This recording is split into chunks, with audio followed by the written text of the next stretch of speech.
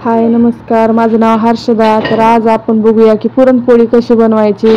तर इथं मी एक पोळी पहिलीच लाटलेली होती, त्याच्यामुळे ते गॅस चालू करून मी त्याच्यावरती भाजायला टाकलेली आहे. आणि इथं आपलं पुरण पहिलेच रेडी होतं, म्हणून मी आता ते दुसऱ्या गुंड्यामध्ये तुम्हाला पुरणपोळी कशी बनवायची ते तुम्हाला दाखवते.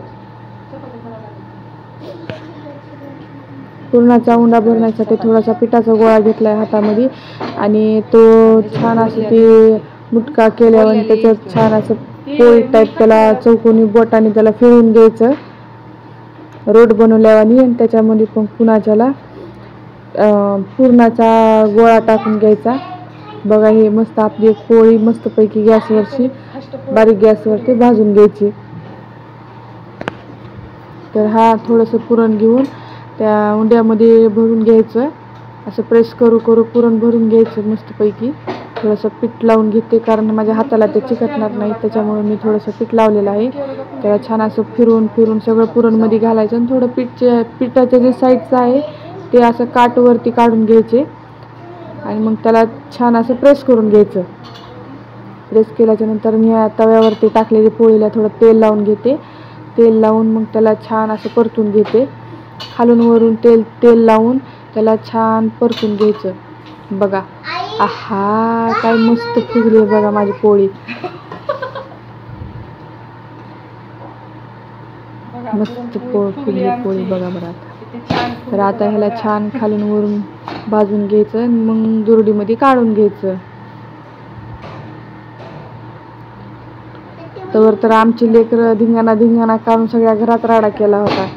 आणि हा व्हिडिओ मला वटसावित्री पौर्णिमेच्या दिवशी मला टाकायचा होता.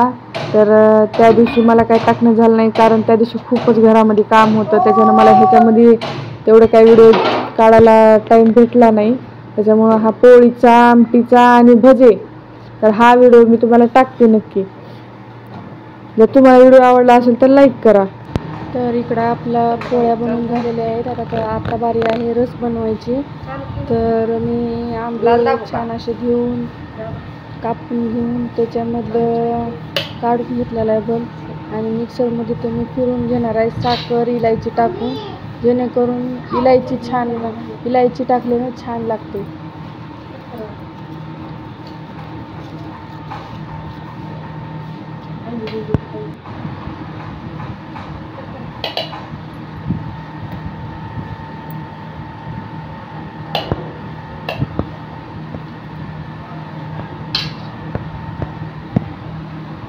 हे राहिलेलं आंब्याचं साईडचं काढून घेऊन ते पण मध्ये ॲड करून मिक्सरमधून काढून घेणार. आता इकडं भजे तळायला ठेवले होते. भजे तळून झाली तर आता राहिलेलं पीठमध्ये थोडं सोडून घ्यायचं.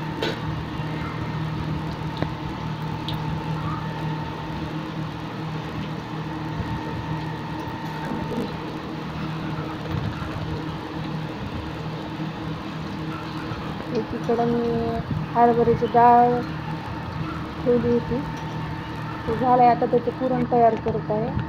पुरणामधलं पाणी जे पुसतं ते गॅसवरती बारीक गॅसवर हलवत त्याला छान असे तयारी होईल. पाणी जे पुसतं ठेवायचं. आपलं पुरण किती छान पाणी सुकून घेतलं की मग पुरण काढून घ्यायचं. इकडं आमटी काढून घेतल्यावर आता थोडं भज्याचं तेल राहिलेलं होतं, त्याच्यामध्ये अद्रक, लसूण आणि कढीपत्ता टाकलेला आहे.